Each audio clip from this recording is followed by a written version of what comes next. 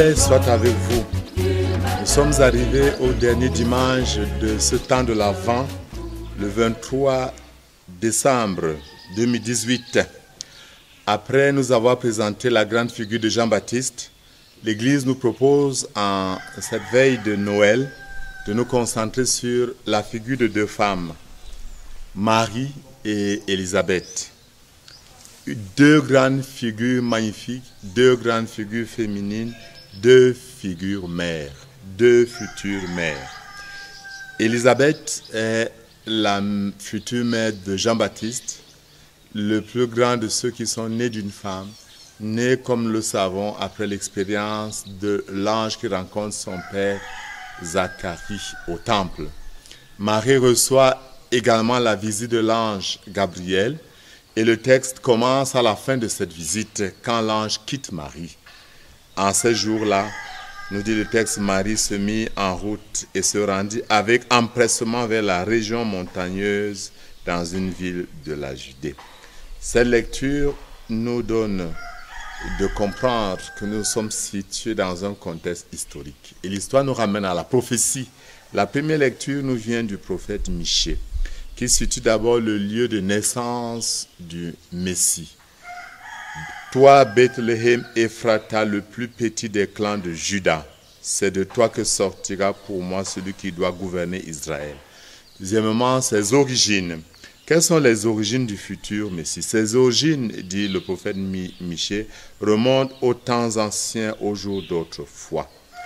Et il s'agit d'une personne qui, dans la prophétie, n'est pas nommée. On parle seulement de celle qui enfantera, celle qui doit donner naissance. Et comment il sera, celui qui va naître, il sera grand, le Fils de Dieu. Maintenant, revenons au texte de l'Évangile. Nous pouvons le diviser en deux parties. Une partie narrative et une partie qui est comme un chant, comme l'hymne qu'Élisabeth, qui est la protagoniste sur le plan narratif, et elle parle de Marie. En ce jour-là, nous avons vu, Marie se met en hâte. Il y a un mouvement, mais pas un simple mouvement, il y a un empressement. On dirait les choses de Dieu sont les uniques pour lesquelles on devrait s'empresser. Et Marie arrive donc chez Élisabeth et salue sa cousine. On a cette narration qui nous permet de découvrir l'allégresse que la présence de Marie et de Jésus suscite, aussi bien chez Élisabeth que chez l'enfant qu'elle porte. Pas seulement l'allégresse, il y a même plus. Le texte nous dit qu'Élisabeth fut remplie d'Esprit Saint. Allégresse et Esprit Saint vont de pair dans l'expérience de la rencontre avec Jésus. Mais la narration ne s'arrête pas là. La narration nous donne aussi de comprendre ce que Élisabeth veut mettre en exergue. L'enfant en moi a tressailli. La salutation de Marie déclenche la joie non seulement de la mère, mais aussi de l'enfant qu'elle porte dans son sein. Mais je voudrais revenir sur cette deuxième partie qui est l'hymne. L'hymne a, j'allais dire, deux sous-parties. La bénédiction et la béatitude. Tu es bénie entre toutes les femmes et le fruit de tes entrailles est béni. Nous savons que la plus belle prière de Marie a bien repris ces paroles. Tu es bénie entre toutes les femmes. La bénédiction dans la Bible fait partie de la présence de Dieu, qui est la source de la fécondité. La femme est bénie, dans ce cas Marie, parce qu'elle porte la vie. Mais si la fécondité est signe de présence de Dieu pour Marie, c'est la plénitude de la présence même de Dieu. Voilà pourquoi Élisabeth précise, tu es bénie entre toutes les femmes. Et précise la cause, parce que le fruit de tes entrailles est béni. Maintenant, l'autre partie qui est importante, c'est la béatitude.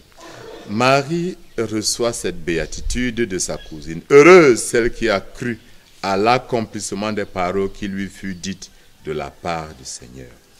On a souvent l'impression que Marie est heureuse parce qu'elle porte l'enfant dans son sein. C'est vrai. Mais le bonheur de Marie est aussi et surtout le bonheur du croyant, le bonheur de la femme de foi. Ce texte peut nous permettre de donner à Marie ce titre, Marie la croyante. Marie, la femme de foi. Élisabeth le dit très bien. Marie est heureuse parce qu'elle a cru à l'accomplissement des paroles qui lui furent dites de la part du Seigneur. Elle a adhéré au message du Seigneur, c'est ce qui fait son bonheur. Dans Luc chapitre 11, au verset 27 et 28, nous avons cette femme qui crie « Heureux le sein qui t'a porté » et Jésus précisera « Non, heureux plutôt ceux qui écoutent ma parole et la mettent en pratique ». En fait, le bonheur premier de Marie, c'est d'abord cette fécondité spirituelle, c'est cette maternité spirituelle, avant la maternité physique, qu'elle nous lègue. Dans le livre du Deutéronome, au chapitre 18, versets 1 et 4, il a écrit « Heureux celui qui écoute la parole de Dieu et qui la garde ». Dans l'encyclique Redemptoris Mater, le pape Jean-Paul II disait effectivement « Donne ce titre à Marie, celle qui a cru ». Nous voulons donc découvrir Marie en ce fin du temps de l'Avent, comme celle qui nous porte sur le chemin de la foi. Oui, croire que les promesses de bonheur de Jésus, les promesses de bonheur de Dieu sur notre vie se réalisent. Marie est aussi, en plus d'être femme de la foi, celle qui nous indique le Christ. Elle porte le Christ en elle et nous montre le chemin pour faire l'expérience, nous aussi, de la rencontre avec Dieu. Mais Marie, non seulement nous porte Jésus, Marie est aussi celle qui nous accompagne dans ces moments de joie et ces moments de peine, comme Ève, la mère des croyantes, qui accompagne Abraham dans son pèlerinage, dans les moments de joie, dans les moments de tristesse, comme nous allons le découvrir à Noël. Marie sera là pour nous accompagner, pour nous permettre de faire l'expérience de rencontre avec son Fils Jésus.